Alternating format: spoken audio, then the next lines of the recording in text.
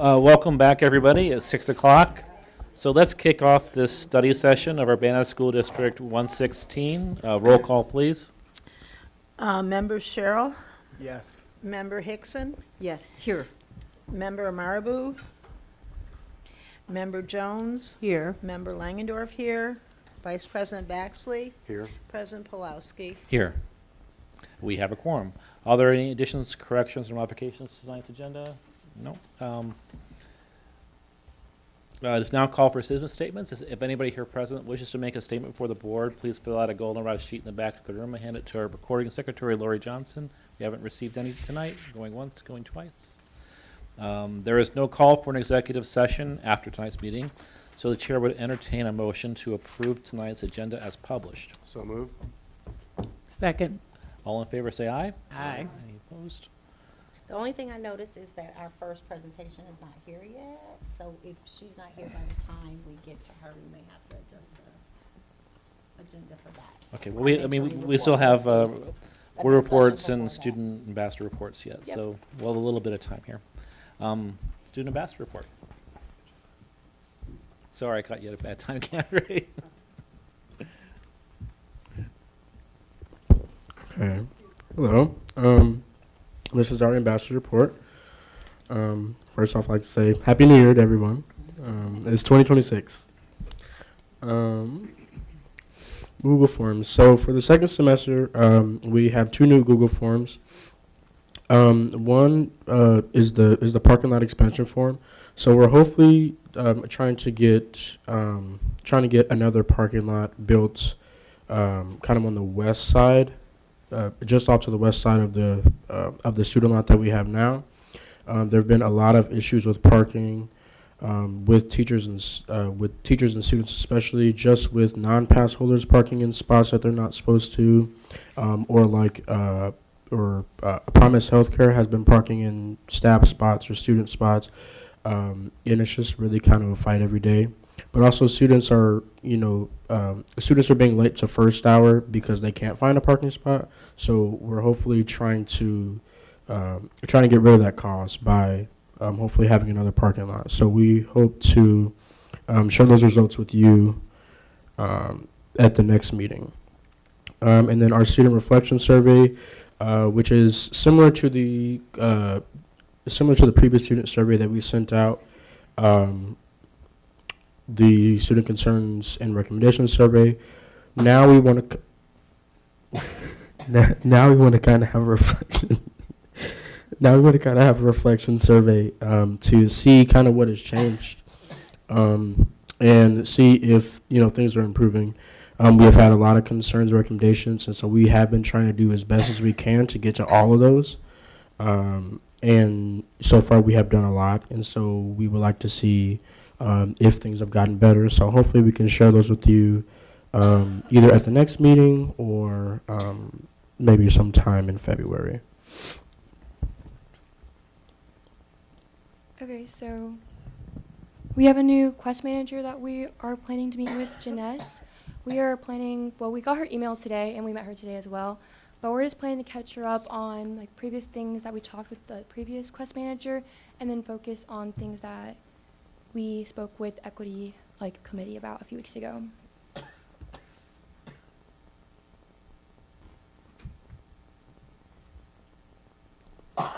And Tiger Academy lunches. Previously, the equity committee was also working with us to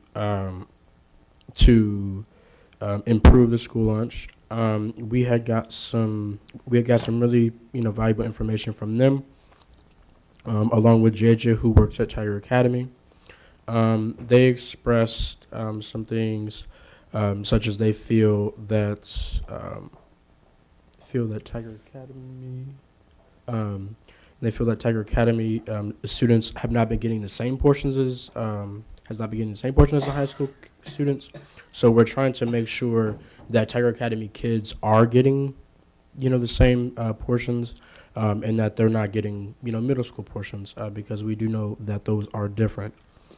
And so we have been working to hopefully change that and make sure that they are getting high school portions. some other Tiger Academy students, along with Tiger Academy staff, has expressed that they feel that the lunch that is provided has been kind of like the leftovers, or kind of like you know, something that Tiger Academy kids will get to eat after everyone else has already eaten. And so we are working with the new quest manager um, to um, to ensure that that doesn't happen, So and this that would all be a meals good- are being Good fresh. time for maybe to bring Janess and Chris up. You want to come on? You don't have to say anything, but you could just come forward so the board can see who you are. Yep. So, Sophia said this a few minutes ago, but this is our new Quest director. You guys are all really familiar with Emily. Emily is still with Quest, and she's taken more of a dietitian assistant kind of director role, which is what her degree and a lot of her background is in. And she kind of stepped up when we lost our former director, and she's done a fabulous job. But now she's happy to be able to step back and let the new director. So this is Janess Huerta and Chris Hazelton, who are both from Quest, who are here tonight. And we've been kind of talking about the Student Ambassador Report for the last couple days. But this was a good chance for just the board to see Janess. I know Sherry's at the high school a lot and works really, Sherry is, wave your hand, Sherry. She runs our Tiger Market and works with Emily a lot, so she'll be someone. So I wanted Sherry to kind of see your face too as well. And so we've done a little, just to clarify, and Marianne would have done this, but she's sick, so I'm kind of introducing them on Marianne's behalf tonight, but she's sick with a little stomach bug. But we have been doing a little, we have had a lot of email exchanges the last couple days around the bullet points here related to Tiger Academy. So Dr. Weemelt's been in the loop, and Janess and Emily. So I think the word leftovers is the word that we were kind of wanting to really clarify. So as you guys know, the middle school is our cooking kitchen. So the middle school cooks a lot of the food, and then they satellite it out to our a couple of our elementary schools, and they bring the food from the middle school to Tiger Academy. And they actually bring it pretty early in the lunch schedule. So I think the students might be thinking they're getting the leftovers, but really they're getting what they should be getting every day. What we do want to work on, though, is giving them more variety, giving them more choices, because I do think one of the things Dr. Weemelt said that the complaints he hears is they aren't being given the same options and choices that the kids. If you were to eat lunch at the high school, you get the deli bar, you get the hot bar, you get chicken sandwiches, you get, salads, you get all these other options. But when they're here, because of the food sanitation rules, we don't have, we're not able to keep certain things cold, and we can't keep things as hot. And so they bring it over in the hot cart, and they kind of get the two choices that are probably the easiest to bring over. And so we do want to work with Janess and our student ambassadors to kind of be the liaisons, but to work with Dr. Weemelt on giving the Tiger Academy students more choices than similar, equitable, and on a more equitable level of what their peers get at the high school. Because there's some students who have to eat lunch here based on the schedule that they have. They may come here from 10 to 1 and then go back to the high school. So they're here for lunch no matter what. And then we have students who are here in the morning, and then they go back and eat over there. And so it really isn't equitable when some of the Tiger Academy students get to have lunch with their peers over there, but then there's some who, based on their schedule, just have to eat here no matter what. So we want them to have the same choices. So we appreciate you guys bringing it forward. I appreciate the students who have come and talked to you and the staff member. And I think Quest is really willing to kind of work with us to make it better. Do you want to say something? You don't have to, but it's up to you. Okay. Well, welcome to Urbana. Thanks. Thank you. Janess is an Urbana grad, by the way. Oh, I And then forgot she's about all, that. yeah, Thank you. just thought I'd share that. Okay, and our last slide is on the executive internship. This started, I think their first meeting was actually today, and seniors this year, juniors last year could apply during the springtime to do an internship in a career they're interested in. And it looks like they work about 5 to 10 hours a week, and I think it's after lunch they go to, I know Mia, she's working with a professor at the U of I, in like psychology. So it's a really great opportunity for like students to get experience in a career that they want to like possibly pursue, and then also like they get to like be there in person rather than just learning about the course.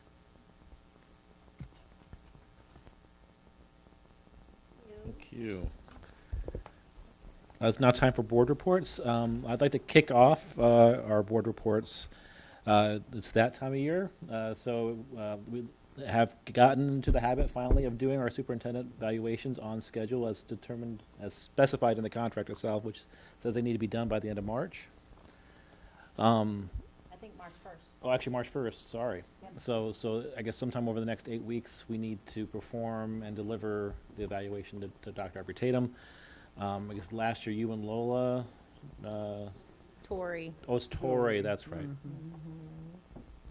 need a new volunteer. So, yeah, we need, but basically volunteers, well, I'd like to kick off basically a discussion both on the timing of it and two, if we wanted to make any modifications to the process. And right now, I have it kind of penciled as for the February 17th exec session. We can always move it back. I mean, that gets it done before the March 1st deadline. But if we were pressed for time and needed to move it back a week, we have the flexibility to have a special meeting and do that if we want to. But right now, I just kind of have it penciled in for our business meeting in February, if the timing works. We can So- always change that. So I'm open to discussion on I the suggest topic. that everyone go into the Illinois School Board, Association of School Boards. There is a webinar that I've watched a couple times now. I watched it in August about evaluating superintendents. And then I watched it just recently when I knew this was going to be on our agenda to get a refresher. And basically, they're really trying to promote an online platform called Super Eval, which, you know, that information is useful, but they did have a long discussion about what goes into a superintendent's evaluation and the role of the board. And I think that that'd be very helpful for everybody to go in there and kind of get an idea so we're all on the same page. The one thing I did have a problem with the previous evaluation form that we used was the Excel. You know, exceed. I mean, I think that was just not really very helpful. They suggested 4 different ones: ineffective, developing, effective, and highly effective, or has not been addressed, working on, achieved, or exceeded. So whatever components we want to decide on would kind of mirror those type of expectations. They also go into really a lot of the focus and the role of the team of 8, how you have the 7 board members and the superintendent working together on the same goals. It's not just the superintendent who has the goals that she has or he has to achieve, but we should be working on those same goals as well. So we've had some opportunity last year to evaluate how we were doing, so that's part of the process too. And another thing that they had that we didn't do last year was, as you get to the point where each board member does his or her own evaluation of the superintendent, we didn't come together, that I don't remember, to discuss it, to come up with a consensus. And I think that conversation, which is closed to the superintendent, would also help us as a growth for our board. And if we could implement that, I would also suggest that as being part of the process. Yeah, we could definitely, I think we could probably do that in a single meeting, still just have a set up of the initial portion where the 7 of us are closed, and then we bring Dr. Aubrey Tatum in afterwards. Well, we've done that in the past, but we might have missed that last year. We're also focused on getting the form completed and making sure. And the most important part is that Dr. Aubrey Tatum is doing her reflection, her self-reflection. And that's the information that we're using in order to evaluate, because we set the goals along with her for the year, and she's giving us indication on how she's met those goals. And there are so many things that happen. As you want to be as transparent as you can be, but we're not in the office with her, you know, from morning till night. We're not on every telephone call with her, every meeting. So it's really on her.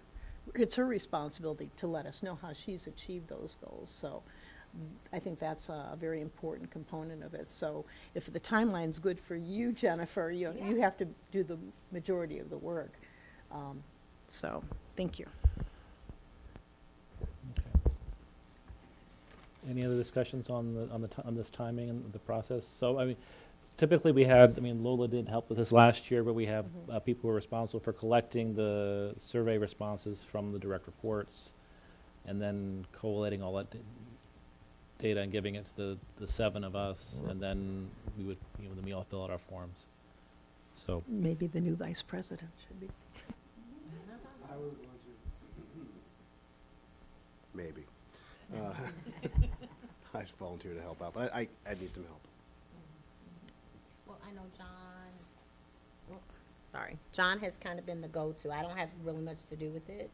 Tori and Lola work more directly with John to kind of send everything out, right? Yeah, Yeah. and if you want to continue the electronic format, then everything is already set up. It sends out anonymous tokens that validates Yeah. people. And if you don't want to do that, my feelings won't be hurt. yeah, I I mean, why not? We Yeah. don't want to reinvent the wheel. Well- But if there's changes to some of the language, we can. I don't think we'll have any chance of meeting our self-imposed schedule if we make big changes at Right, this I don't point. think we. So, Yep. The only thing that has to be changed are the goals. They might not have been the same one Right. last year as they are Yeah. this year, and that's the only thing that we'd have to tweak. Yeah, I and know. typically in previous years, I'll get you a copy of the folder and you can change the goals and the verbiage, but like the process would stay the same. Everything behind the curtain stays. How difficult, John, would it be to move to because I agree with what Sherry's saying about the rating names. The names where it is kind of ambiguous going from the 4 to the, how difficult would it be to change that? Is that a lot? I mean, if we went to more with the 2 options at the IESB.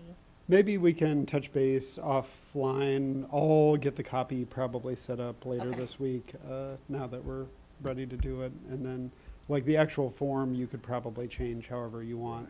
Just aggregating the data becomes, just as long as it still aggregates the data in a way that you guys can utilize it. Okay. no, It might change though, because I think right now we have 5, and they're recommending 4. So, sorry, but yeah, 4 or 5, it it's, doesn't matter. it's all Okay. the same. Okay. Okay. Loa, did you want to continue doing it, or? Sure, I can definitely. Okay. Can we have a group of 3 then, or? probably not for OMA reasons. It'd be Oh, probably that's better. right. Probably better if we had 2 volunteers. Okay. But if John communicates with Sherry more about the scale, because it sounds like you have a lot to share about that from the what. Because, if you Yeah. prefer to do it, that would be fine. Well, I mean, how about we propose just that Sherry Yeah. work exclusively with John for getting just that The portion. form and the The scale. form Yeah. and the scale, The front end. the- and Okay. and then in terms of like executing the process of making sure that the direct reports are getting their surveys in on time and aggregating things and delivering it to us, they can put that on Lola and Okay. Ben. Does that That sounds sound? good to me, yeah. Along the way, I know this because I would be happy to confer individually with Ben to get his feedback after I do work with John, and again with Lola one-on-one, so that we're not meeting 3 together, but just Yeah. getting their Oh, yeah. feedback. I think that's okay. Okay. But you can't say, well, This is you- what I'm when, saying. and when you're talking to Ben, you can't say, well, Lola told me this. Yeah. Right, that's still an OMA violation. We get individual conversations with them. Right, I just want input, so, thank you. All right, so I think we're set with a target of February 17th. That's great. Any other board reports this evening? Okay, moving on, we have a study topic this evening for National Mentoring Month and Community Involvement. Angie Armstrong's here with us tonight.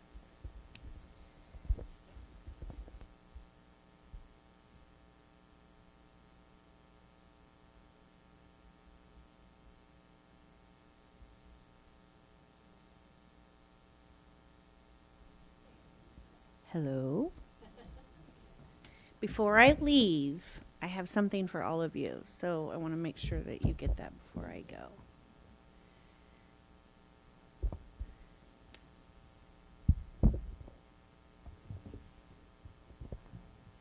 I just hit the arrow, I just hit the big button to move on.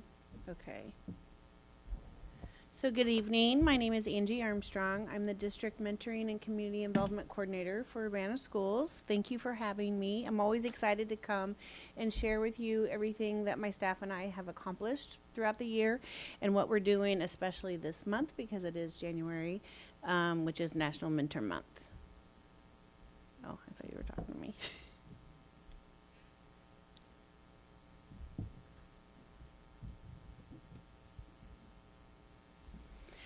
So, we've seen in over 31 years of CU one-to-one mentoring a growing request and desire for more mentors to serve our students in the elementary and secondary schools. This is due to the program exceeding expectations and proving that mentoring does indeed work. We just celebrated 30 years last year, and we did, our scholarship board did a large campaign on just acknowledging the program and setting forth more mentors to come into the program, which we got more mentors that came to the trainings. But again, we are a relationship-based program, and I wanted to share with you some quotes that I received. We do a questionnaire survey every year at the end of the year with our mentees, our mentors, and our teachers. And this is information that I received from some of the mentees. He allows me to express myself without being judged. She talks to me and asks me how I'm doing. Having him there, knowing he cares about me. We have one of the most important bonds in my life. And I have to share with you also, and I don't have it on this slide, but it's my favorite of all time. And the quote is, "I'm the first person I know in my family who has graduated from high school. None of my cousins, aunts, uncles, parents, grandparents, or siblings have. And I would not be graduating if it weren't for the support and encouragement of my mentor." And just hearing that, I don't know, tugs at my heart. This slide shows you everything that we have planned for this month because it is National Mentor Month.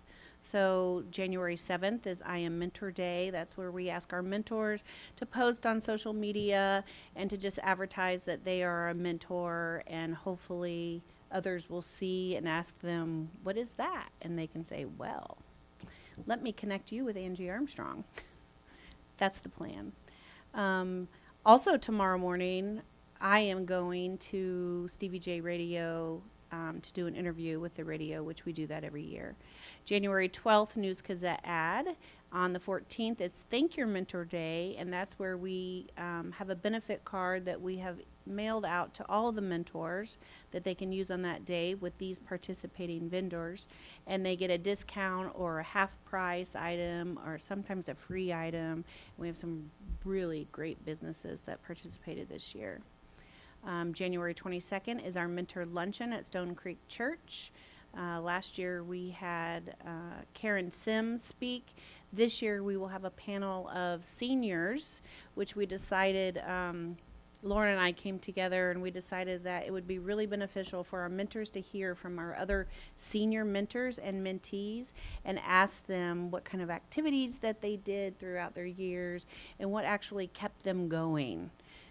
That's always the question for our pairs. What keeps you going? So we're excited to hear what these pairs have to say this year.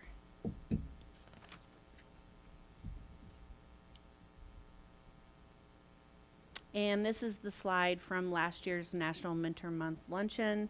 Again, this was Karen Sims speaking. And of course, our next one is January 22nd. This billboard has been posted up several years, but this year it will be posted up in Champaign because I decided to use my funds in a different manner. I'm not quite sure exactly where this is, but I know it's in Champaign somewhere. I have not meandered around or even asked Lauren where it's located. We also have banners at every CU school that say mentoring works, and I know Randy helps put them up at the elementary and middle and high school, and then their digital marquees. The coordinators ask the principals if they could put something up about National Mentor Month. We also have yard signs, which are scattered throughout the community in Champaign and Urbana, And again, I will be doing a radio interview with WEFT and Stevie J Broadcasting. And then I did send a press release to Catherine, and Lauren sent one out in Champaign with their district as well. So this year, I decided I wanted to change it up and do something different. I feel like we have a program that's very promising and good, and I feel like more people need to know about it, because there are times I'll go somewhere and someone doesn't even have a clue what CU one-to-one mentoring is. If we've been strong for 30 years, more people should know about this program. So I was driving behind a bus one day and I was like, oh my gosh, I could put an ad back there. So I reached out to MTD, and that's just what I did. I created this orange ad and I put our QR code on it and our website, of course. And then I told Champaign about it, and they did the side. So we have 2 buses out there. So if you are driving around town, look for this ad. On the side of one bus will be the white ad to your right, and then behind one bus will be the orange ad on the back of the MTD bus. And that will run all month long. And then I decided, I was approached about doing a commercial, and so we created a commercial. So the next slide is a commercial that we made that I cannot wait to show you. Super excited about it. Do I need to hit play, or will it just play? Okay.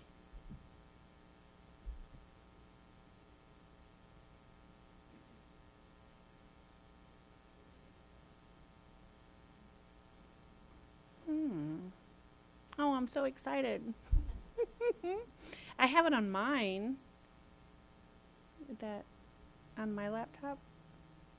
You had it, Lori, didn't you? Oh. Okay. Should I go ahead and then we can come back to the commercial?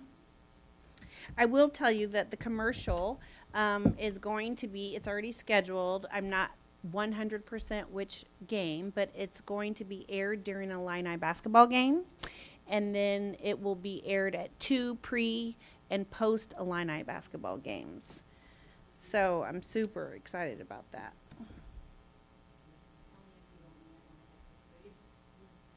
Oh. I can hand you my computer too, so. Oh, okay.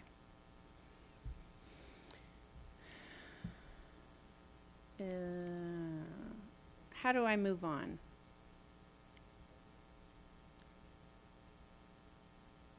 Okay. So this next report is of the statistics of this past semester.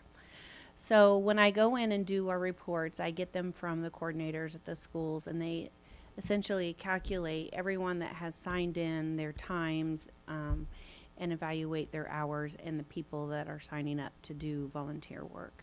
So in King's School this year, we have 9 mentors. We're up by 1, and the hours were 73, and that's up by 11.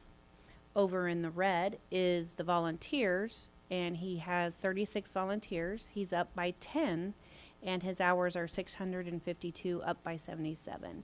And then the types of volunteers that go to that school are mentors, community volunteers, I Count, America Reads, America Counts, and observers.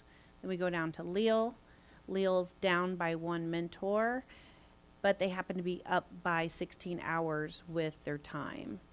They are up 22 volunteers, and they are up by 358.5 hours of donated time. Dr. Williams is down by 2 mentors, but they happen to be up by time. By 10 volunteers, they have 71. They're down by, or I'm sorry, they're up by 3, and the hours are actually down by 130.5. And some of that might be because they have students that come in and just need to do a certain amount of hours. So it looks like they have a lot of people, but maybe they don't need that many hours. Urbana Early Childhood is now included in this report. Previously, I would put them with Dr. Williams, but we are having more and more tutors and volunteers and observers coming into Urbana Early Childhood, and so I feel like this needs to show. So they had 14 volunteers come in, and that was an additional 1,107.5 hours. And those were tutors, community members, and observers. Thomas Paine is up by 1 in mentors. Obviously, early childhood doesn't have mentors because we recruit from 3rd through 5th grade. Volunteers, they are down by 7, and the hours at Thomas Paine are down by 143.5 as well. Yankee Ridge is down by 2, and the hours are down by 17 with mentors. With volunteers, she's up by 22, and she's got an additional 567 hours. I will say with Yankee Ridge, we are focusing on getting more bilingual mentors to the schools. However, we have to make sure that they speak English as well, because that's what our training is done in. And so I'm working with Miss Erica Diaz, who's the coordinator there, and she's got some connections with some bilingual groups that she's working with right now to get more mentors at Yankee Ridge. Urbana 6th grade center and Urbana Middle School, I did not feel like it was fair to compare them with last year, so there's no comparison because we broke them up. 6th grade center obviously is all new, so they have 16 mentors at 153 hours, 21 volunteers at 720 hours. Me personally, I feel like that's low, and so we're doing our best to increase those numbers. That's one school we'll be focusing more on. Urbana Middle School, I wrote High Middle School, sorry. Urbana Middle School has 33 mentors, 349 hours, 53 volunteers at 1,700 hours. Urbana High School, they're down by 6 mentors and 45 hours. And they have decreased their volunteer numbers as well, but the hours in volunteers has increased by 346 hours. So then when you go down to the very bottom where it says total, we have 118 mentors in Urbana. We're down by 6 compared to last year. We have 425 volunteers. We're down by 21 compared to last year. However, we are up by 2,405 hours compared to last year. So to me, I feel like that's still a very good number. That shows to me that we have people coming in and they're serving more hours. And we have coordinators that are making sure that they're there and they're doing what they're supposed to be doing and they're putting their time in. So I feel like that's a testament to our staff doing their job.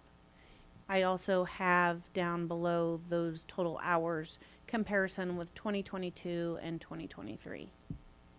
And then if you go to the very bottom, I always figure out the Illinois value of a volunteer per hour, which is rated at $34.29 right now. And our volunteers have donated $468,367.11 of volunteer time this semester, which is outrageous. I think that's very good. Did we get it?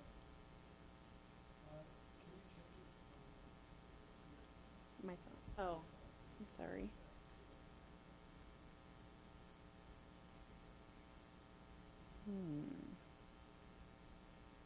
Would it be an email or a text?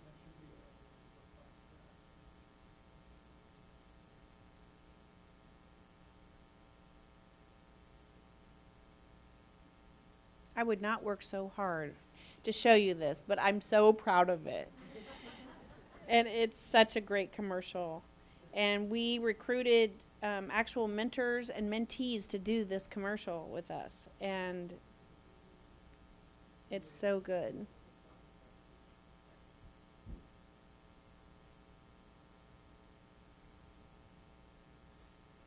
Okay, well, my phone's... Yeah. So obviously I give you statistics and numbers, but I always want you to know that As the director of the mentoring program, I focus on relationships and the impact that they give to our students and how we can increase those numbers and what we can do for those students. So I want to show you our 7 pairs that we had in 2025, the graduates, and then we have 11 pairs preparing for this fall. But I'll go slowly so you can see how cute these pairs are. But they have been together for, a lot of them have been together since 3rd grade or 4th grade, elementary school. This mentor right here decided she wasn't done and came back.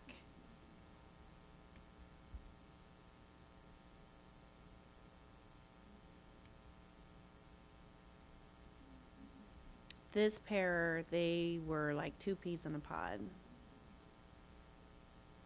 I just love how cute he was when they're just so happy when they're in elementary school and they get matched with their mentors. She was matched at middle school.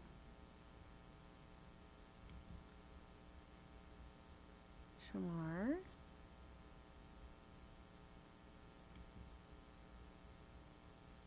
Yeah.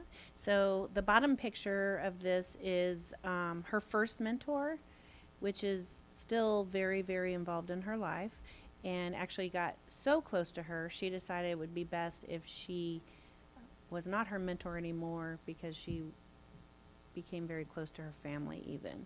So then we rematched her with someone else, and they became very, very close, and she saw her through graduation. So this is just information on our next training. We do 3 trainings per semester, and our next trainings are January 29th, February 4th, and February 12th. And then we have a part 2 training coming up, and that's for mentors that have been mentoring for at least a year, and it just is the next level of training. Questions a lot of them may have that they just need that extra support from. We also do a coffee table talk twice a year as well. We invite our mentors to come too.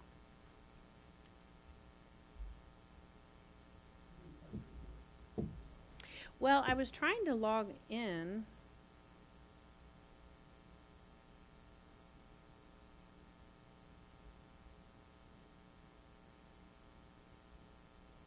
Here we go. Okay.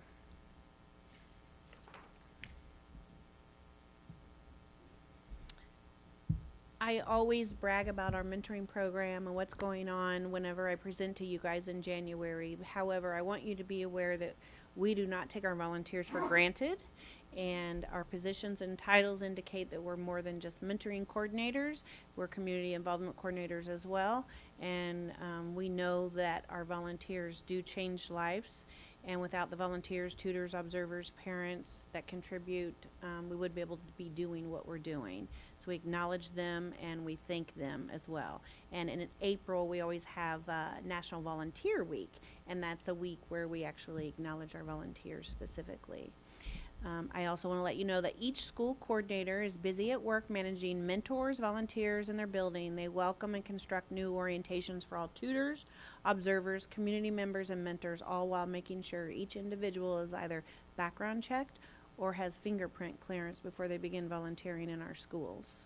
These district coordinators have been busy within our community as well. We've manned recruiting tables at farmers markets, U of I volunteer fairs, the CU Church volunteer fair. We also go off campus to do orientations and trainings with IMP and I Count, I Read. And anything our Scholarship Foundation Board has requested that they attend if they can come. I usually don't make it mandatory.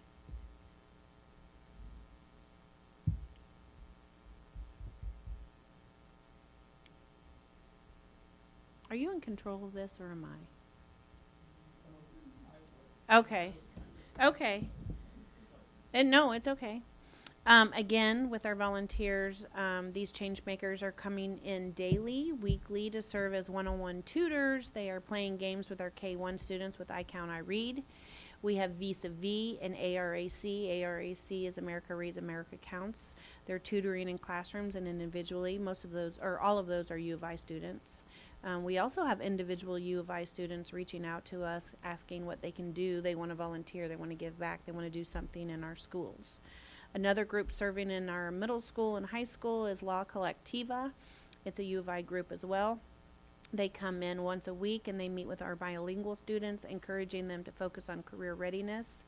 And that group is growing rapidly. We're also in the process of starting that group over at the 6th grade center. We have IMP, which is the Illini Mentor Program through the U of I, and that group visits, it's probably 70 U of I students. They visit TP once a week and Dr. Williams twice a week. We have the Education 201 Spanish, French, and theater students that have to volunteer, and they must do 20 hours a semester before they can get into the program that they're applying for. We have 19 UHS students that walk over to UMS on Wednesdays during 8th hour to do PTP tutoring, and we have a request for about 7 more of those students. We also have community members that are reaching out on a regular basis to give back, and of course we can't forget about our parents and our PTA members throughout the district that give back as well. And I'm sure I'm missing someone, so I apologize if I have missed a group. And then finally, I just always want to give you my goals. At this point right now, I would like to see the 6th grade center increase in mentoring pairs, and I would like to see the teachers utilizing more volunteers in the school. However, the coordinator and I have talked, and she's talked to teachers, and she feels like the teachers are just trying to get acclimated in their buildings and that sort of thing. But we would like to get more volunteers into 6th grade center. I would also like to get more Yankee Ridge mentors with the bilingual students. And we do have some French and Spanish, so not just Spanish. We have both mentors that are there, but they are bilingual, so they speak English as well. Again, goal of mine is to continue having retention with my coordinators for them to work 15 hours a week. I would like to see, if at all possible, to get more hours for the Dr. Williams person. She works at Dr. Williams and Urbana Early Childhood, and with Urbana Early Childhood increasing their numbers, she's very busy. And then, of course, increase mentor-mentee matches, continue maximizing volunteers in our schools. That's always a plus. Did we get it? No. I signed in. Let me sign in again.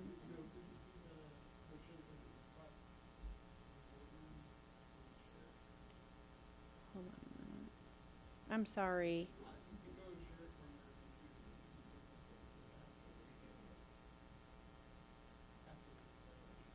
Okay. You know, why don't we do that? Just get it ready during the next presentation, and we'll take a break at that point for the commercial. But at this point, are you ready for questions? Yeah, I am. Do you guys have any? Go ahead. I just have a question. I just happened to be with a friend today who was a mentor at DPW, and she does complain that when the student is absent, she drives in from Sullivan, nobody calls and says, don't come today. So I'm wondering if, I know teachers are busy, but if there, since we do have a person who contacts parents when students are absent, I wonder if there is a system There that is a we system, could put in actually. place.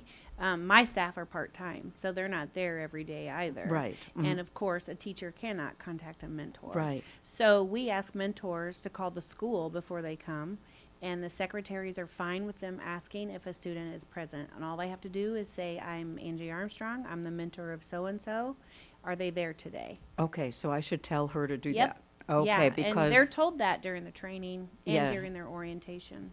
she's a retired teacher and she didn't think she could call and say, is this student who was not my child in school? So, okay, I will tell her that. I mean, Thank you. that's all they can say. Of But course. yes, they can tell them if they're there. Anyone else? All right. Thank you so much, Angie. Thank you. Yeah. We do. Now, one thing I always have to remind teachers and other staff members about is that our program is for students that are at risk of succeeding. So we're asking someone from Busey Bank or from Schnucks or from another facility or business, typically not from the education world, to come in and mentor someone. So we will not match them with someone that has behavior disorder or a student that is a struggle. We want to match them with someone that they can make a difference with and support and encourage and help them along the way. But we do have a waiting list of students, yes. Do you think our teachers know how to recommend students? So, no, I don't.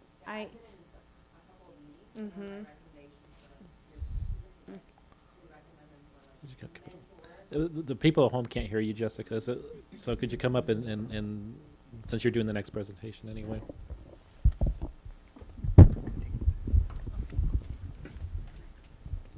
So my question was, do we think teachers know how to recommend students for the mentor program?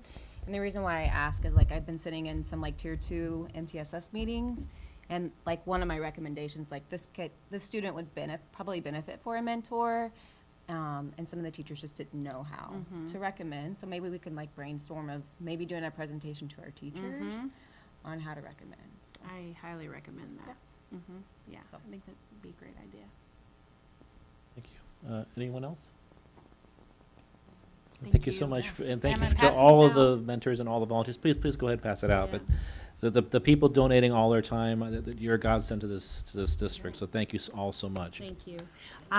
If we don't get it, I'm going to send this to you guys because this commercial is Well, awesome. You can you can work with John here, and All right. hopefully. Do you want this back? Next up is our administrative report on district policy of acceleration, district acceleration policy procedures. Excuse me, I'm stumbling over my words.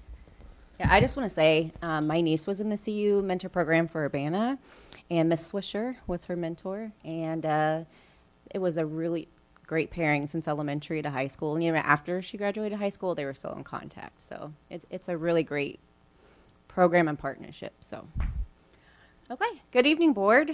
I am here tonight to talk to you about our acceleration plan and our policies and procedures for acceleration. So there is a link to our actual acceleration plan if you want to review it any further. So let's go ahead and get started.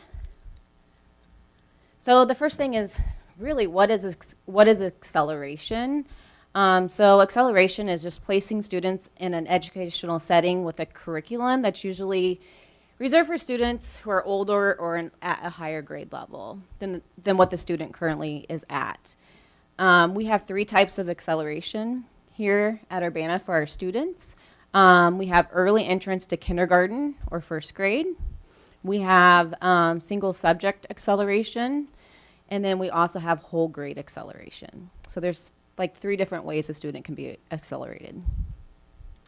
And then the next slide just talks to you about what that means. What does it mean early entrance to kindergarten, first grade, and then what single subject acceleration is and whole grade acceleration. Do you want me to read that or are you guys good? Okay. So how do students get accelerated here in Urbana? So the first part is that somebody has to complete an acceleration referral form for that student. So the recommendation can come from a parent or guardian. It can come from a licensed educational professional like their teacher. And it actually can come from a student if they get written consent from the parent guardian. Usually that's more at the high school level that we get recommendations from students for acceleration. Actually get quite a bit of those at the high school, but a student can refer themselves for acceleration. And so once that form is completed, the form is turned into our kindergarten coordinator, which is Kelly Allen, for early entrance to kindergarten, and then I collect all the other referrals. And so those referral forms have to be turned in by January 31st because we have to screen students for acceleration. And if students meet the requirements for our screening process for acceleration, then, and I'll talk about this here in a minute, but then it goes back to the team, and then the team has to do like an evaluation. And that evaluation is very extensive. And the school psychologists usually do the evaluation, so it takes time. And so they need from like February to like May to complete all those like evaluations. So that's why we have a deadline for acceleration to get those requests in. So those who do qualify based off of the screener, they have time to do further assessments and evaluation for acceleration placement. And so we can start the student out the next school year at the beginning of the year if they are going to be accelerated. So that's why there's a deadline. So I wanted to kind of explain the deadline to you. So really the first part is just turning in the referral form. And so the decision to move forward with an evaluation, we use MAP data really for most of our screeners. We also use Ames Web writing, and we also look at Panorama, the student surveys, because we also want to see if they're age like appropriate, socially developed to be accelerated as well. So we have to have that data for fall and winter. So that's another reason why we wait until January as well, because we need that data for screening. And so Kelly Allen and myself, she has to do additional testing for early interest to kindergarten, but I use the MAP data that we have and our Ames Web writing and look at Panorama. And for those students requesting acceleration who are not currently enrolled, so like we just had a student enter at the middle school and they were asking about acceleration. And so luckily the student got in before like the deadline for the MAP window to be closed, and they also had MAP from where the student was at previously. So we were able to get that student in and test the student for the winter MAP data to give us some information and the panorama survey. So we collect the data and then we determine if they meet the screening requirements. If they do meet the screening requirements, that referral form is forwarded to the school that the student is attending or will be attending. And then it's up to the school to do the next process. So if the student, and I'll talk about this here in my next slide, but the school has to do a team, an acceleration team, and which includes usually a building administrator, the school psych, social worker, classroom teacher, and then the parent and guardian. And then they will set a date for a meeting to look at what they will be looking at for the evaluation process to move forward. And if the student does not meet the screening requirements, we have a form. Actually, it's the acceleration request form. It's on the back, but we'll let the parents know either way, like what the decision was. So Ms. Allen and myself do notify the parents by January 31st. So that's the referral part. That's how we get the process started.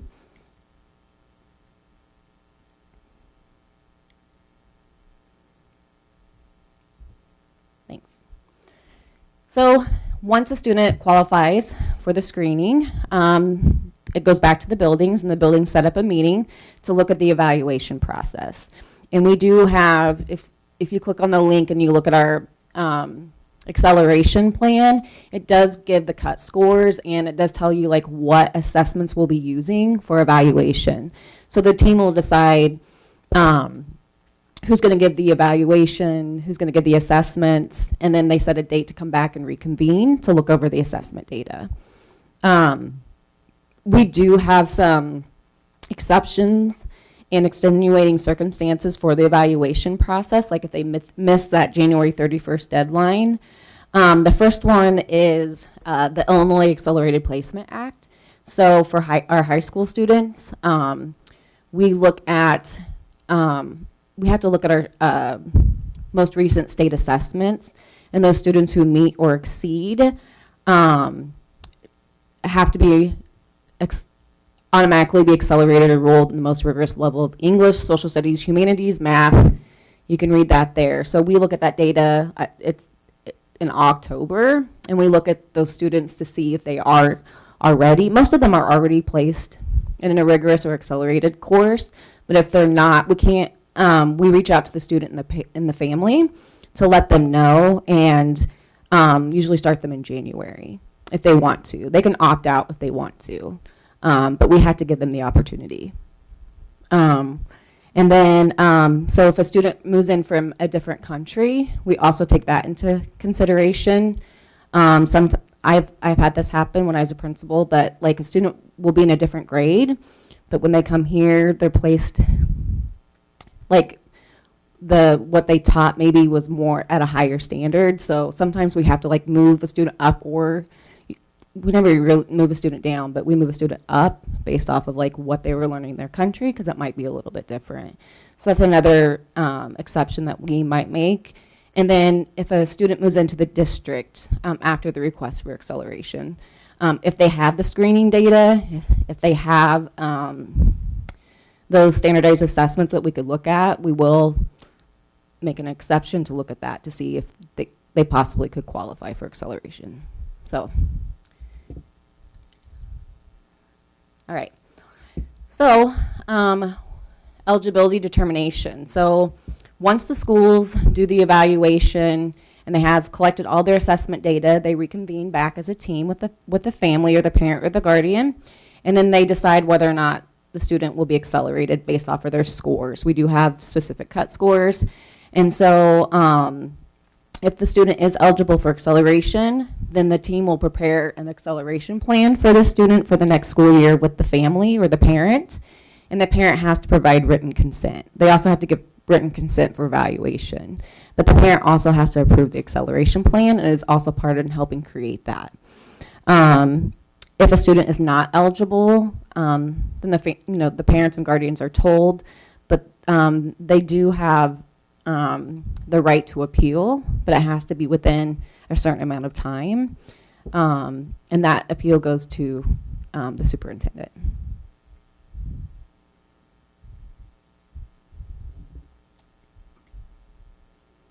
And then the acceleration plan. So it just depends on how the student is accelerated. Like I said, we have 3 different types of acceleration, whether it's whole grade to kindergarten, to first grade, or whole grade acceleration. Or really the plan that we have to be really specific on is the single subject acceleration. Because if they're only being accelerated in one subject, they're still staying at their grade level, but then we have to, for the most part, like we put them up in the next grade level for that single subject. And so we have to write a plan for that, and what that will look like. And so then we check back on the plan within 30 days to check in to see how the student's doing. Is the student being successful? Was this a good placement? And then students who are accelerated will continue on that acceleration path until they get into secondary. And most of the students do anyways, but when they get to secondary, they have to take an end of course exam for the grade level that they're skipping. So if they don't pass that end of course exam, then we don't accelerate them because they're showing us that they don't have the skills for the grade that they're skipping. So like once they go to 6th grade, they have to start taking that end of course exam. We don't have them do it for elementary. And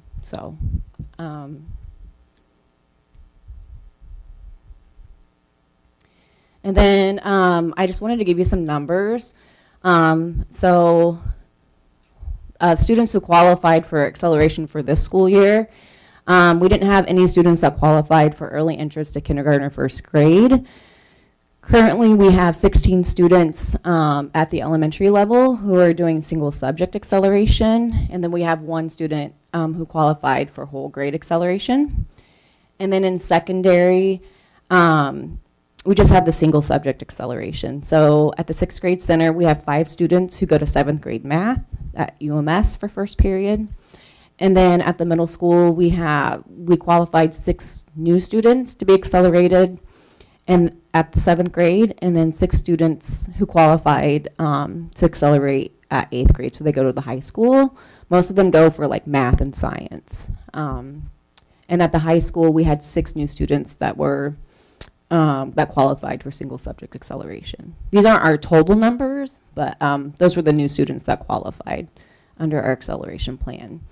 And then since we're in January, our deadline will be here before we know it. But so far for this school year, we've had 1 request for early entrance to kindergarten and 1 for 1st grade, only 1 for single subject acceleration, and 1 for whole grade acceleration.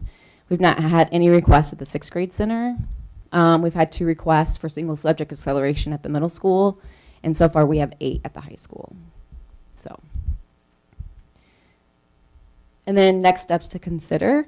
We need to, so I'll put together a committee here pretty soon, and we need to look at our screening and evaluation criteria for MAP, because what we have is the 2020 MAP achievement percentiles, and as you know, MAP just changed it for 2025, but when they changed it, it was in August, and that's when our acceleration plan is due to our families, to our schools, and so we didn't get a chance to look at the new cut scores for MAP, so we're going to have to update that to align to the 2025 MAP scores.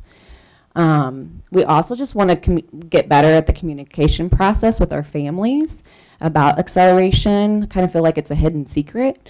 And so we just want our families to know more about what it is and what it looks like and what the process entails, and how they can recommend their students for acceleration if they feel like their student could go on an accelerated path. This is a big one. We want to make the referral process for acceleration equitable for all of our students and our families across K through 12. Give everybody the same opportunity. That's really important. So we're working on, I want to work on that. And then our 5th grade acceleration. So our students who are in 5th grade, most those students are in single subject acceleration for math, and they stay at their building because there's a lot of reasons, but right now they stay at their current building, and so the teachers are responsible for teaching them 6th grade math. And so we have to get pretty creative on what that looks like, how that plan is implemented, but we want to make sure across all buildings that it looks the same and that it's equitable for all of our students. So we're working on a plan for that. And then I've taken the course exams this past summer because I had to give them to some of our students, and they are old. They're extremely old and outdated. So I wanted to, we need to update our 6th through 8th grade end of course exams for math. I don't even remember the last time they've been updated. No one could tell me, but I know that they're old. They don't look like our illustrative math that we use. So that's something that we want to work on for the summer to have available for next year. So, questions? Board members, anyone have questions tonight?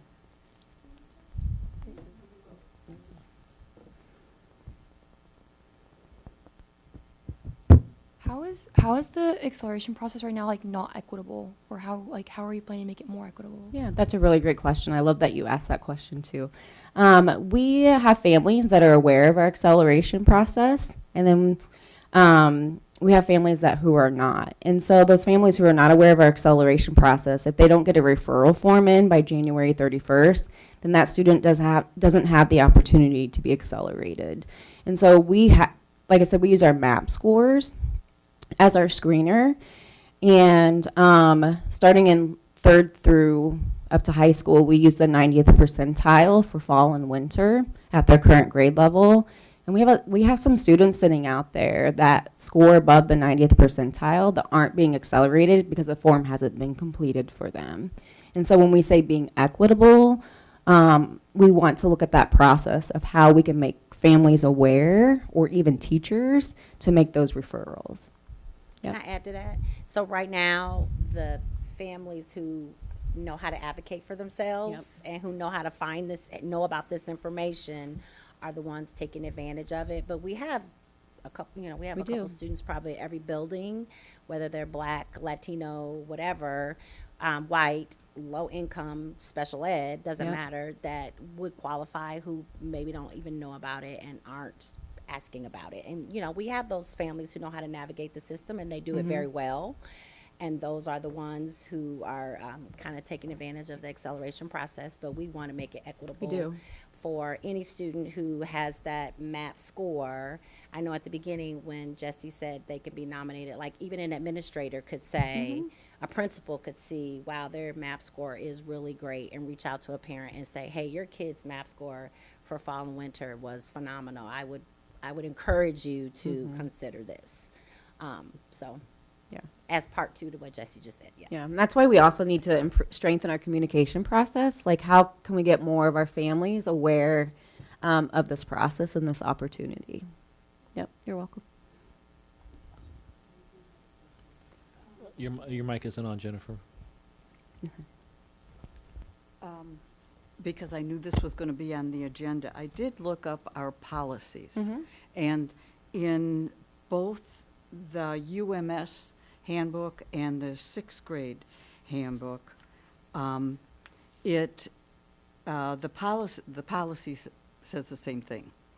And it says basically the automatic enrollment in the following school term of a student into the next most rigorous level of advanced coursework offered by the, no, that says high school students.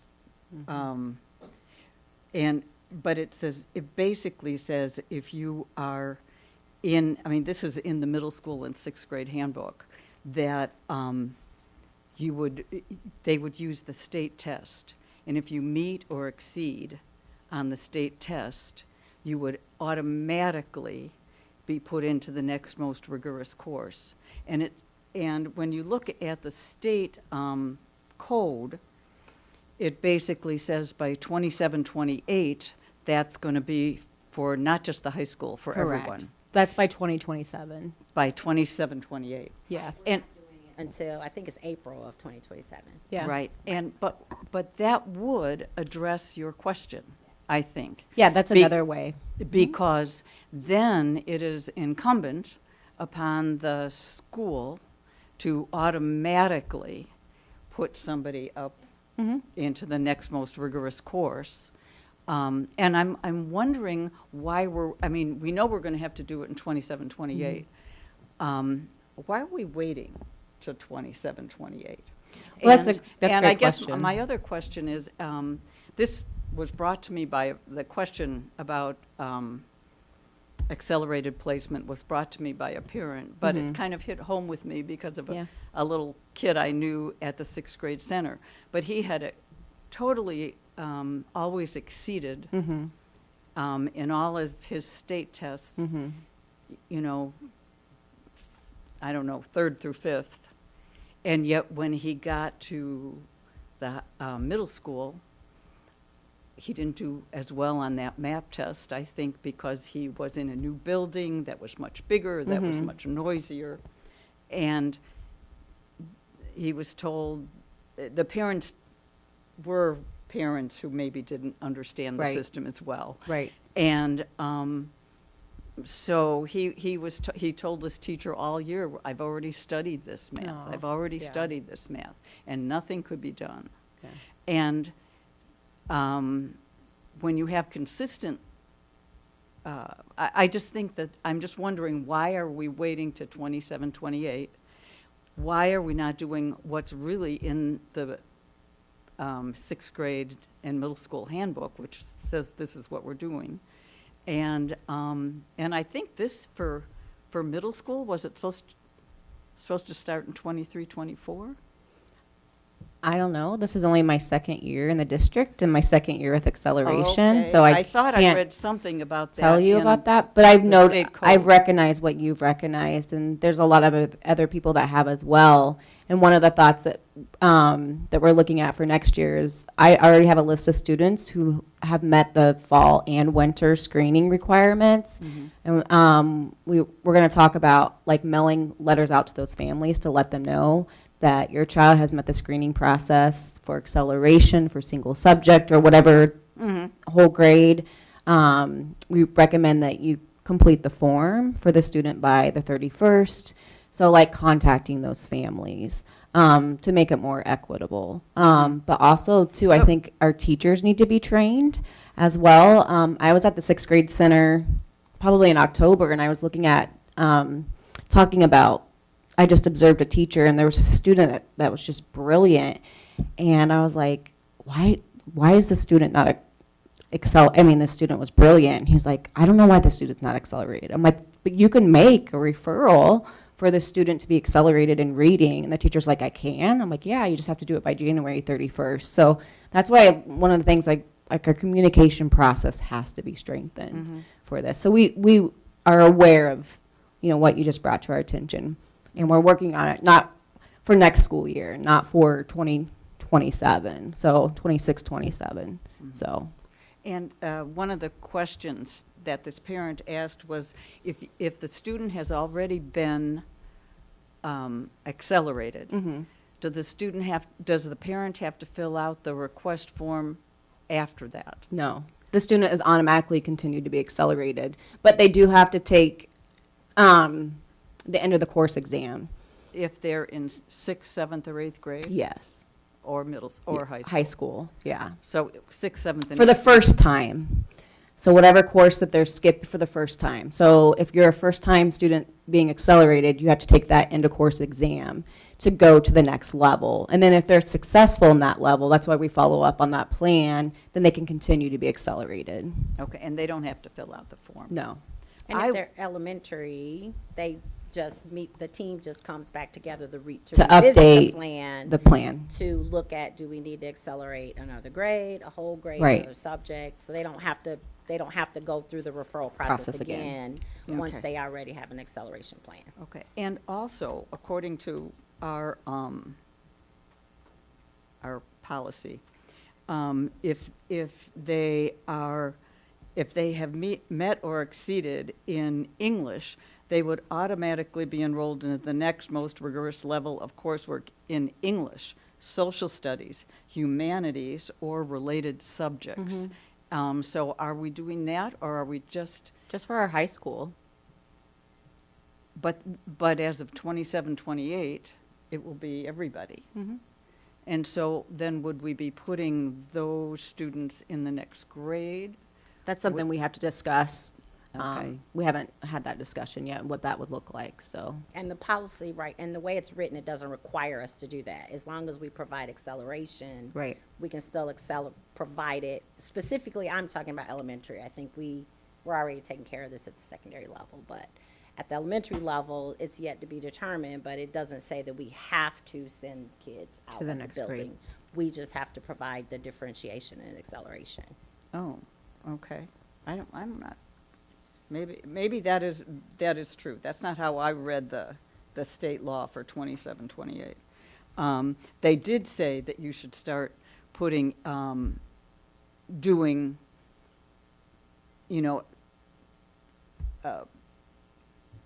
like critical thinking and stuff like that in all of the grade levels to kind of bridge some gaps. But it stated more or less like this, that you shall do blah, blah, blah, blah, blah. I don't know. I would like to see us making sure that all of these students, including the parents who aren't good at filling out the forms. And if we have identified a student, I would like to see us, in fact, one of the statements in the state law said, you will inform the parent and you will inform the parent of the supports that you will give that child, in order to make it in that accelerated class. Right, that's why we have the acceleration plan. Yeah, and so I would really like to see us work toward that. Absolutely. And I hear you. Yep. Anyone else? Go ahead, Sherry. Going back to the student in October that you saw, you said that that student you thought should have been accelerated. Well, does that student have to wait till the following year in order to get some additional supports or a different educational program for him? We had our, we can't accelerate them because that's not our current policy. We can't take a student in October and accelerate them because what I do for one, I have to do for all. So I worked with the teacher, and actually that day our Intellect coach from HMH was there with us, and so we we showed them different resources that that teacher could use with that student to provide differentiation. So we gave that teacher some ideas of how to excel that specific student, and that teacher had some other students in there too that were performing pretty high. So we worked with that teacher kind of on a differentiation plan on how that teacher could accelerate those specific students with the Into Literature program. I hate to see a whole year wasted because of the deadline. And the other question I had was regarding the number of students who might think that they're ready for kindergarten and apply, but you only selected one. How many had applied or For last requested? year, I think Or as a trend? I only have last year's data because this is my first year. So I think last year I think we had 5 that applied for early entrance to kindergarten. Only, I think 1 went to kindergarten, 1 went to first grade. They just weren't ready. Yeah. Yeah, and those referrals came from their families. They weren't ready in several areas. So With the number of students who are born in the summer months, I can understand that there's a concern about the parents that maybe they don't need another year of preschool, so. Oh, Right. yeah. Thank you. Any, no, yeah, I'm done with this. Oh, I was just gonna say something. Go ahead. Oh, I'm really glad that you are, tweaking this program. And basically, I think does have a lot to do with the communication with the parents, knowing that, that's available out there, so. But also our teachers in the classrooms with our students every day and see their abilities. And so I think getting our teachers to recognize that they can make those referrals is also really important as well. Mm-hmm. Anyone else? Thank you, Jessica. Thank you for having me. Is it time? Are we ready for the premiere?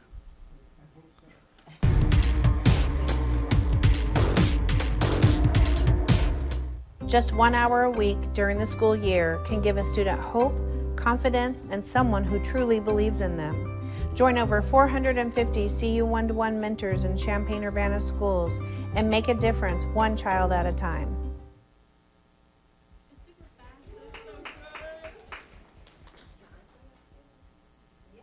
Yeah, that's awesome.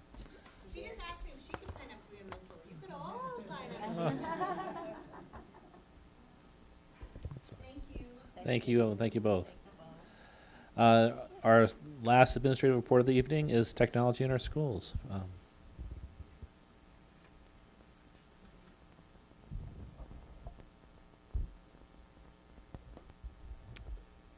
So, some of this is from last year. I put that little skip intro and skip recap button in the bottom, you might see. So I'm going to go a little quickly over this first part since some of it is like just an update from last year.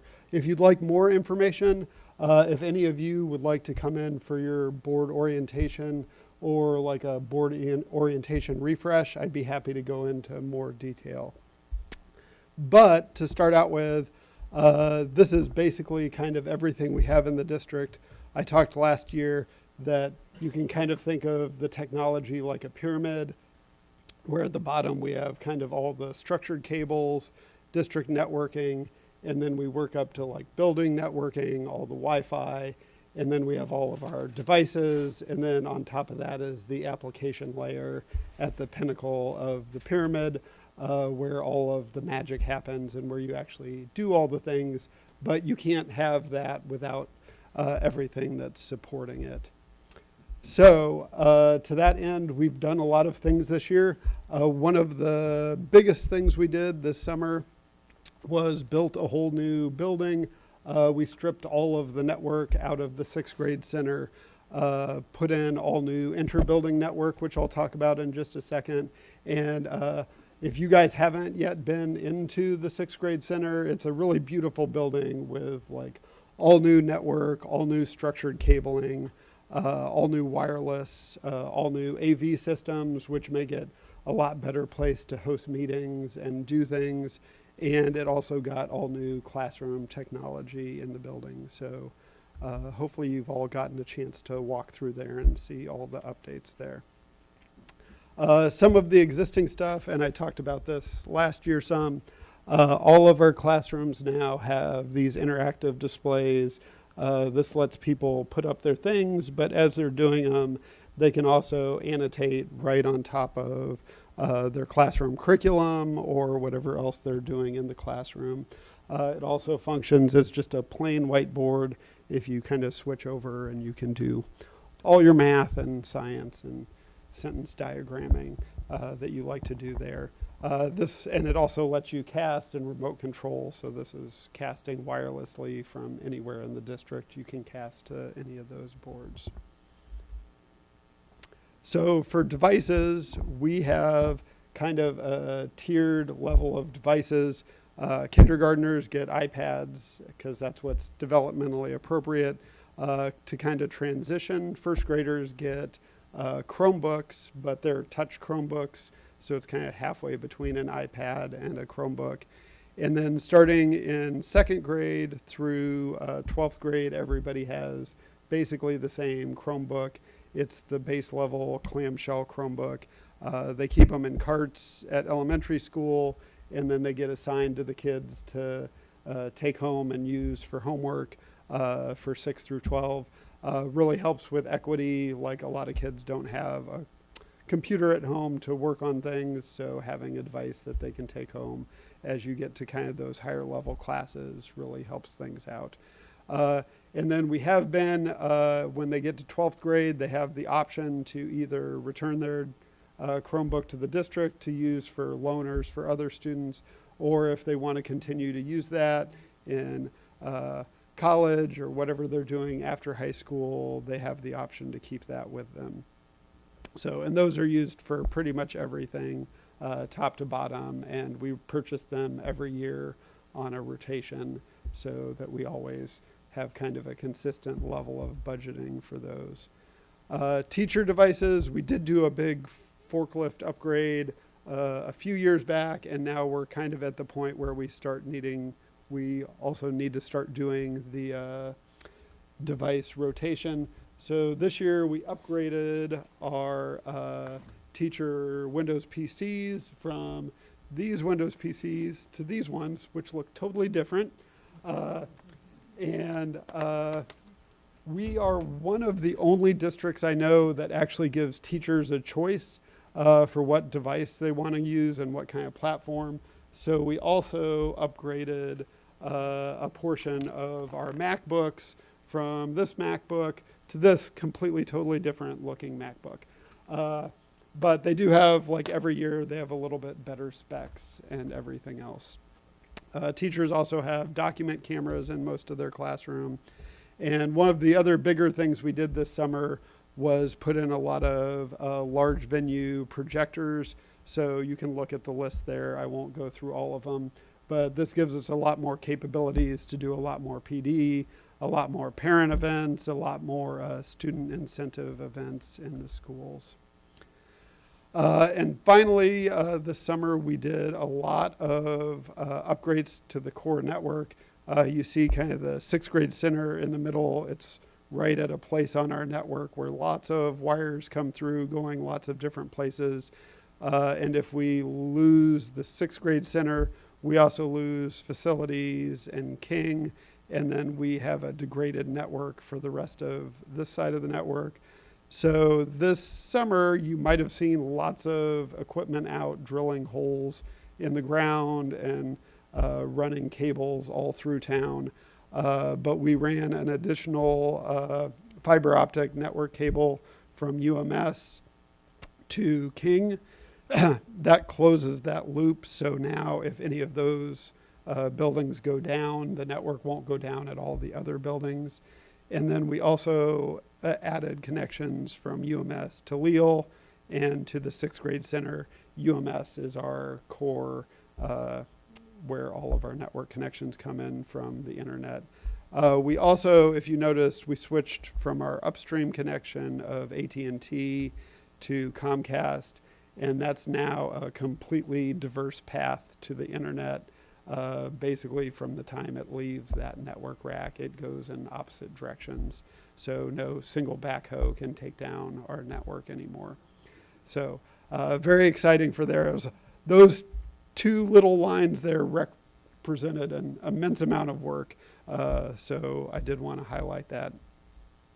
We're also upgrading our firewalls right now. We have a new pair of firewalls that, in addition to being faster and having more capabilities, also has about 20%, 80% less annual licensing fee, which we'll pay back for those in probably 2 or 3 years. And we're in the process of upgrading all of our VM hosts and storage. Each of those servers kind of up at the top there can hold like up to 40 or 50 virtual servers.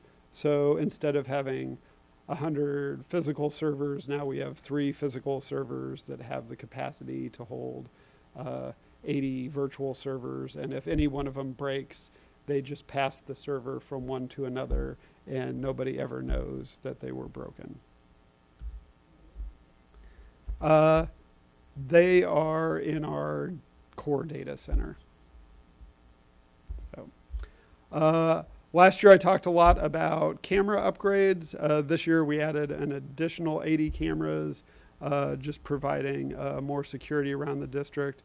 And we also consolidated everything onto 3 network video recorders, which makes it a lot easier to pull video and for administrators to access things. And then we've also made some changes to metal detectors at UMS and the 6th grade center. Finally, on this portion, district security, we've been making a lot of upgrades.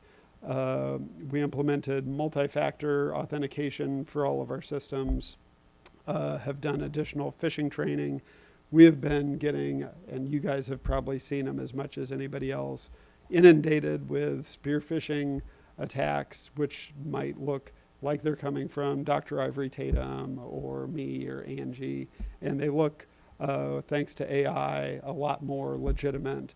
So getting everybody to be just very suspicious of those has been difficult.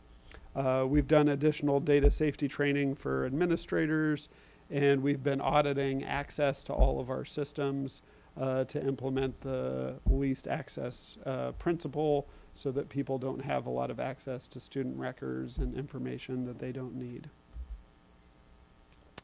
And finally, and I think we'll talk about Parent Square, we had a whole presentation on it, so I won't redo all of that. But we did break ground on the cell tower going in behind the football field in December, and we're hoping to have construction completed in February, weather helping.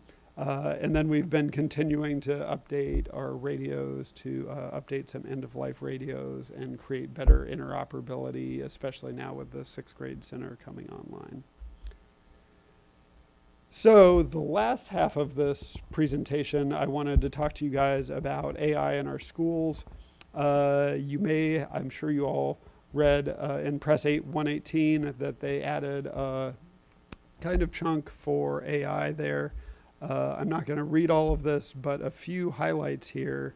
We are, with the new policy, required to develop a district-wide AI plan that addresses how we use that in the schools, and then also to establish guidelines for teachers, students, and staff, and provide AI tools that comply with our district policies. So to that end, we've had some recent communications we sent out to teachers as kind of a first step on this path toward finding how we can use this in the school. And I will give very brief highlights of that. I'll send you guys the entire email that went out if you'd like to look at it later. It was a lot more in depth. But one, nobody should be representing AI-generated work as their own work, not teachers, not students. They should be doing their own work. If they're using AI to get ideas and things, that they should be open and upfront about that, and teachers should be very clear about what their expectations are. But also we know that students are already using AI, and they're using it in a way that really doesn't have any guidance and really doesn't have any controls or guardrails on it. I see some nods from our student ambassadors.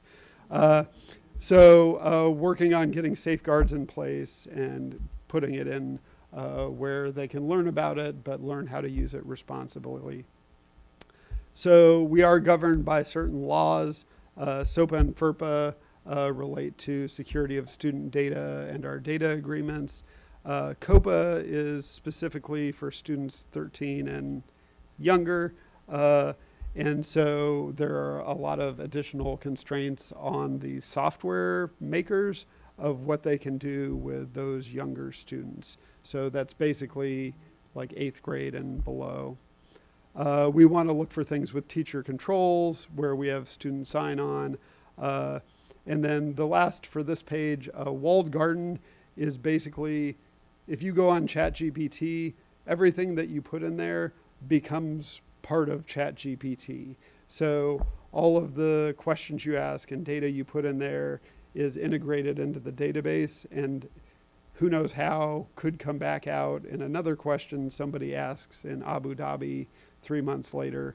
We are looking for systems that are kind of walled garden systems, they call them, where they train them in ways outside of the district, but whatever you're putting into them stays in a walled garden for you, and your data isn't going out into the void where we don't really have a good idea for it. So 3 tools that we have that do that. Gemini for Ed is the Google implementation. Notebook LM is a slightly different Google tool I'll talk about a little bit. And Magic School is an AI tool designed specifically for educational environments. If you'd like to know more, there's a link there to our whole student data privacy page that has a lot of information about all these laws with some videos and more information. So guidance we're providing to teachers. We know that age-appropriate use of AI does not look the same for high school juniors and seniors as it does for 5th graders and 3rd graders. And so we want to target what we're doing with different students to their age groups. And very importantly, younger students really need those same foundational skills. I made an analogy of a calculator. When you're in 2nd and 3rd grade, you really need to learn how to add and multiply and do long division and multi-step multiplication. When you're doing trigonometry and calculus, you need those skills, but you don't have to type them every day. You can use a calculator to get 437 times 832. You don't have to write it out every time because you're working on bigger things. And this quote really stuck out. AI can't help students build schema, the building blocks of learning power, but it can offer students more information that gives them conceptual understanding, and that's the bedrock of schema, and that's what productive struggle does. So struggling with a multiplication table, even though it seems hard when you're in 3rd grade, is going to pay huge dividends when you're doing calculus your senior year. So the biggest thing for teachers is effectively communicating what their expectations are for students and reinforcing those throughout the year. We're not saying that teachers need to use AI in the classroom. I say that every time I bring this up. And if they don't want to, they need to communicate that and reinforce those expectations as they go on. So finally, ways that they can kind of use this in the classroom, in the formative and summative assessments to understand skills. Also, for teachers, if you don't want AI in your classroom, a really easy way is to do a diagnostic pre-assessment, and you understand your student's writing level, the same as kids plagiarizing from the World Book Encyclopedia in 1987. If your kid is writing at this level today while he's sitting in your classroom and his homework's coming in at this level, like, it's time to have a conversation and say easy things like, oh, hey, Billy, like, what do you think that word means that you wrote? And if they don't know, it's a pretty good indication that there's something going on. And in my email I sent, there was a lot of other hints for how to kind of identify AI as it comes in. And last on here, like, AI should be a tool that students are using to learn, not a crutch. And I'll go into that a little bit more a couple slides down. So AI for equity is a huge opportunity that we have. Looking for ways to build equity in the classroom, you can adapt texts to make them more culturally responsive and more meaningful to your students. You can take the same news article and have AI write it 3 different ways. You can also, students can use AI for tutoring at home. I personally don't have any problem if you want to go on your chemistry homework and ask AI to explain a complex concept for you, and then you go and do the work. A lot of people at home have parents who are there every night for them to help explain the different atomic models and help them with their 5-paragraph essays. A lot of students don't have that, and if AI can fill that gap, that is something that would make me really happy.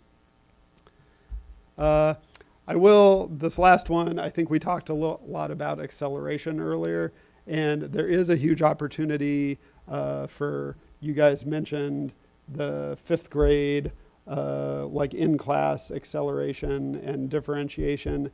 It is really easy to have the same assignment for all of your kids and have an AI tool say, make this one 20% harder and make this one 20% easier.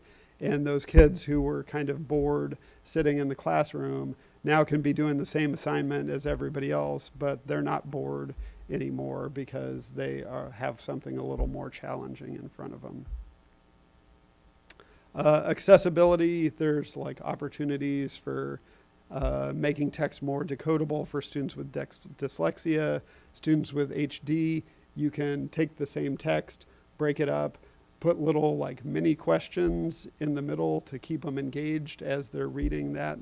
And then ELL, DL, you can get like lectures and translate and summarize them in real time with contextual AI translation that's not just doing a word-for-word translation.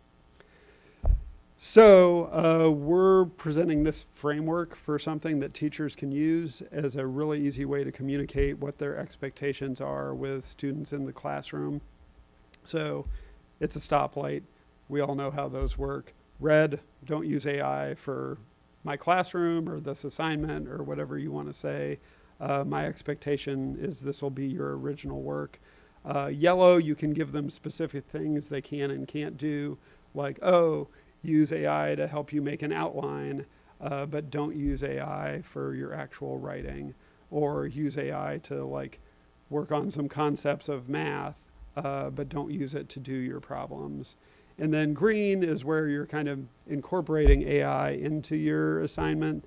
So you're saying, oh, start out your assignment by asking AI to create some prompts and create things, and then use that to develop your project or your essay. And then also, again, for equity, like, I'm happy to proofread all my kids' essays at home. I don't really have a problem if people have AI proofread their essays, particularly for spelling and grammar, the same thing that I would do. I shouldn't be proofreading for spelling and grammar. That's my wife's purview at home. But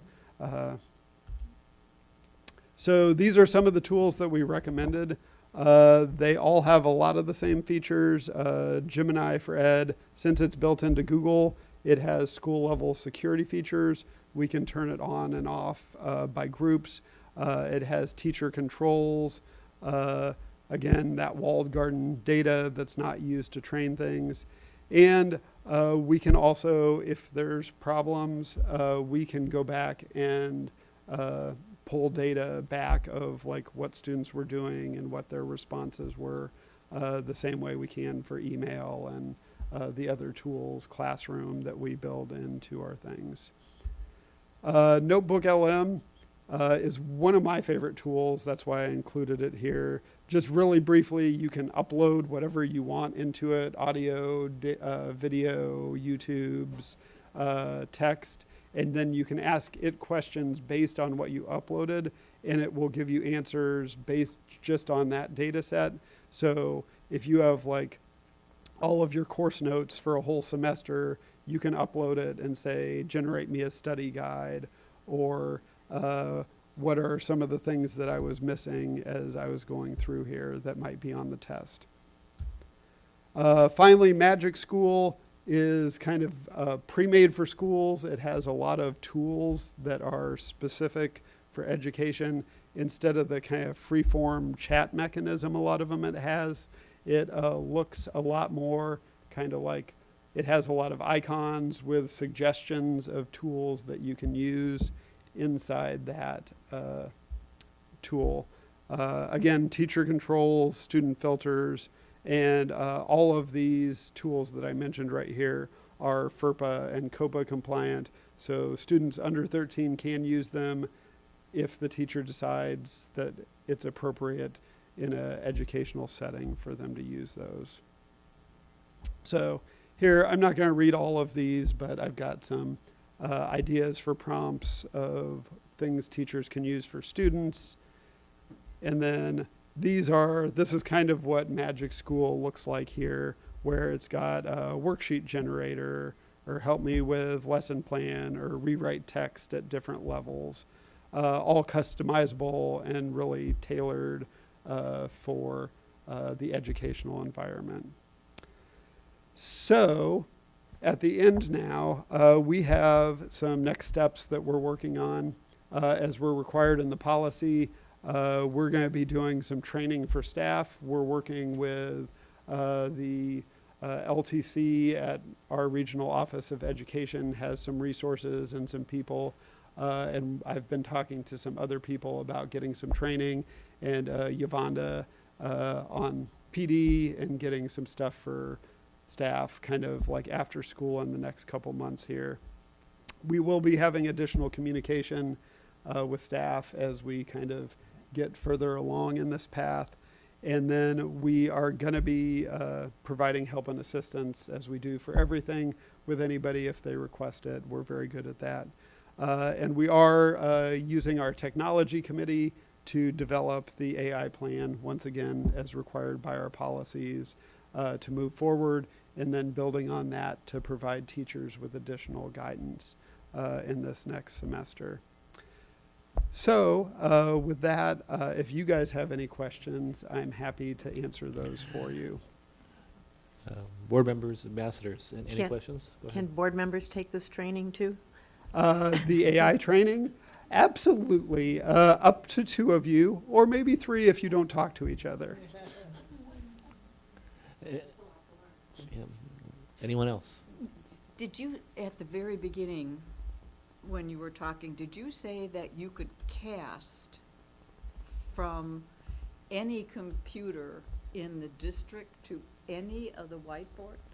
Did I misunderstand that? Nope, or- that's 100% So accurate. if I'm here at Tiger Academy, I could cast from my computer to King's School, Yeah. clear across town. Most people don't. I'm casting Oh, from I'm sure they here. don't, but that's a possibility? Yeah, I'm casting from here to there. I don't have, there's no Right, right. strings on me. But like the same way, it's all the same. It's just traversing the network. You do need the super secret code that's on the other school. So if somebody called you That would be actually a great idea if you had two classrooms that wanted to do a like joint lesson. If the one teacher gave the other teacher her code, you can cast. Well, actually, we did some King and Leal back when I was teaching. That would have been great. Instead of, I mean, we did take them over on a bus, but it would have been great to be able to do that. I was Yeah, just that's a asking. great idea. I thought maybe I had misunderstood. I'm sorry. No, you didn't. No, it's good question. Right, thank you. And anyone else? Thanks so much, John. All right. We do have a single action item for us tonight. This is for memorandum of agreement negotiated between the district and the UEA. John, could you provide context for the board before that goes to the floor? Yes. Okay. Yeah, this is just recommended by our lawyers. After we had a data incident, we wanted to provide the affected staff with some additional tools for security, but we are not allowed to engage in direct dealing with individual union members. So this MOA is just to say that we can offer them this LifeLock service without offering it to everybody in the union because it doesn't really apply or affect them. Okay. Is there a motion for the floor? So moved. Is there a second? Second? Been moved and seconded. Any further questions or comments? Roll call, please. Member Hickson, Yes. Member Jones, Yes. Member Langendorf, yes. Vice President Baxley, Yes. President Pulowski. Yes. Member Sherrill. Yes. Motion passes. There is no call at the moment for future special or executive meetings, so it's time for a superintendent's report. And a very short one tonight, since we're just coming off of break.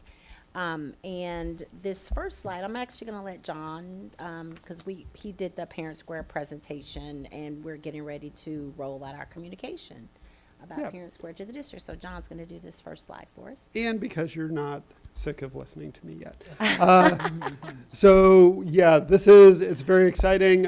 We've been working so hard this last semester to kind of get to this point. We had the pilot at the 3 schools. We've gotten great feedback from the people who've been using it. And then, so starting yesterday, all of the school level communication should be coming out to all parents via Parent Square. And then we've offered to let classroom teachers and activities use it voluntarily for this semester. We're going to be doing some additional training with staff on that. But yeah, parents at home, if you haven't already, you should have received not one, but 2 invitations, one right before break and one right after. So go ahead and hit the invitation.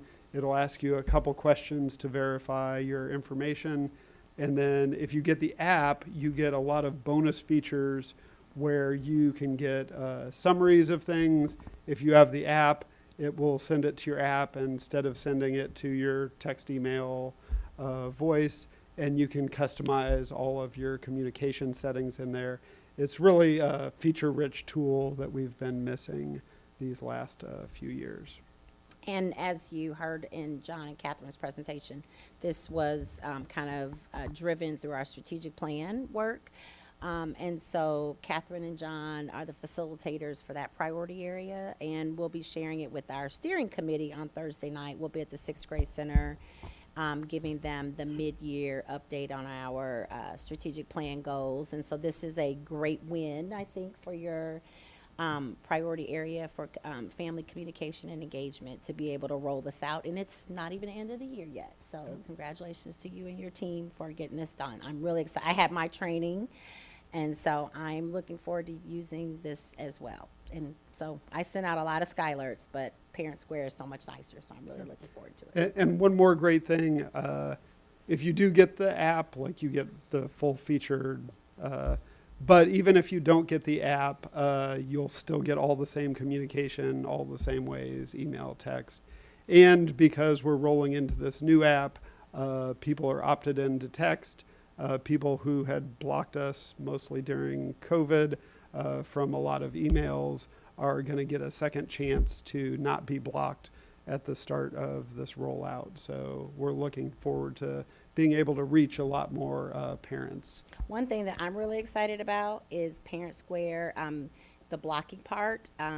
We have families who on the days when we're closed for weather, we actually have kiddos, Randy can attest to, because his guys and his folks find these kids showing up at school when it's 15 below because a parent blocked us and didn't get the emails or the news report or the News Gazette or the whatever.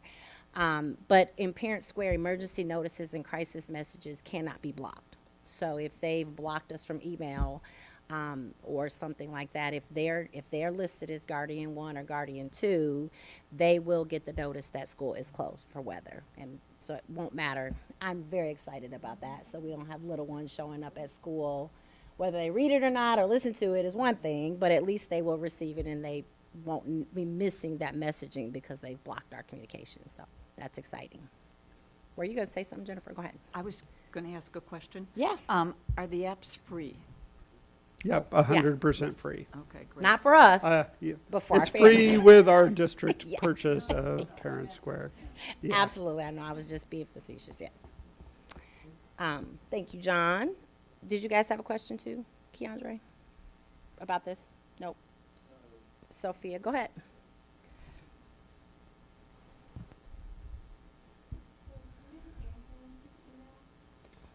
Starting with the students at the secondary level can get emails and texts if they go put their information in there. If they desire, you can change your own notification settings, and you guys can also get the app. You guys hopefully probably should have also got invite to join and sign up if you want. When stuff goes out, administrators decide who to send it to, so they can send it to staff, families, or students, or staff, families, and students. So some stuff you guys probably won't get because it doesn't apply to you. Okay, thank you. Which is a really good, I'm glad you asked that, Sophia, because, I mean, this is something we've been talking about through Skyward for the last 2 years, 3 years. We've had students saying we would like to get some of the messages or not just, or the phone calls, but we've not had a good way to be able to do that using our current system. So if you guys go in and put your cell phone numbers in and things like that, then you can get the same messaging. We've not been able to do that with Skyward, so. Yeah, That's well, nice. and even crises, if there are Yes, for crises, crisis, yes. if there's a lockdown at the high Yep. school and you don't know what it is, administrators now have the ability to send the stuff to the staff with what the staff needs to be doing, but they can also send updates to the students just so you guys are Which we couldn't informed. do before, which is Yeah. exciting, yeah. Next is UHS Swim and Dive Team competed in the Naperville North Boys Diving Iditarod over the break and won first place. Yay, here's a picture of their plaque. The swim and dive team is amazing, so I'm sure this is not going to be the last first place team win that we'll see for the year. So congratulations to them. And just a couple of updates. I just mentioned we're going to have our steering strategic planning team tomorrow night. For those watching, if you're on the team, we are going to be at the 6th grade center on Thursday from 5:30 to 7. And then next week, the 8th grade curriculum night is at UHS. This is when all of our 8th grade families are invited over to learn more about the courses, a lot of the departments, kind of share about electives and different course offerings, and our 8th graders get to see those for the first time next week. And then we have a staff development day Friday before Martin Luther King weekend, so no school for you ECS. And then early dismissal. And then we'll share out, I'm sure there'll be lots of MLK, Martin Luther King events and things happening in the community that we'll share out for that weekend in a separate email for board members to know. So that is it. Thank you. So I guess our next meeting will be January 20th. I guess, board members, if you have questions with regards to the packet, to try to get in, I guess, early as possible, because people aren't working on Monday typically. Yes. Well, we are closed on Monday for Martin Luther King, for sure, on the 19th. Okay, I think that's it for the evening. The chair would then entertain a motion to adjourn. So moved. Second. Moved and seconded. All in favor, say aye. Aye. All right, we'll see you in 2 weeks.